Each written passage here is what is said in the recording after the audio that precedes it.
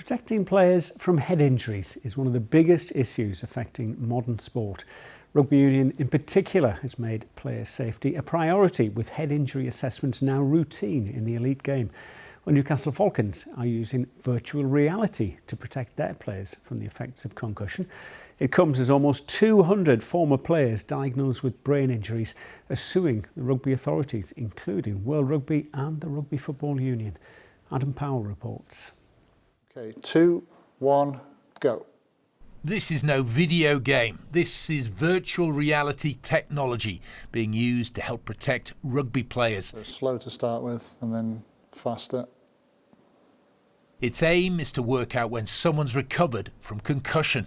It's a bit of a weird sensation, like temporarily sort of blackout, I suppose, and then sort of the symptoms after that differentiate. Some people get headaches and whatnot after and struggle with light and stuff, but you can be absolutely fine after it as well. So there's a lot of different variations to it. It works by monitoring a player's eye movements. The Falcons squad were measured at the start of the season. Those baseline measurements are then used to decide if a player is fit to return.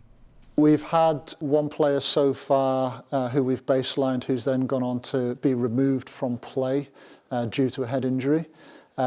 We've been able to follow that player through his recovery, and we've been able to use the VR concussion test, and he was able to step back on the field of play and train and play normally. Rugby has changed dramatically in the 20 years since England lifted the Webb Ellis Cup.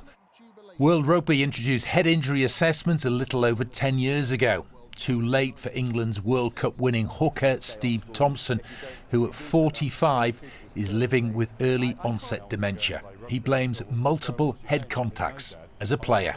A target will float around the screen. Follow the dot using your head and eyes. Keep the dot in the centre of your screen. The change in the laws recently is making rugby safer as time goes on. However, I don't think we'll ever be able to fully eradicate the potential for concussion. Given the nature of rugby players, they never want to come off the field. They always want to stay on and pretending that they're fine and whatnot.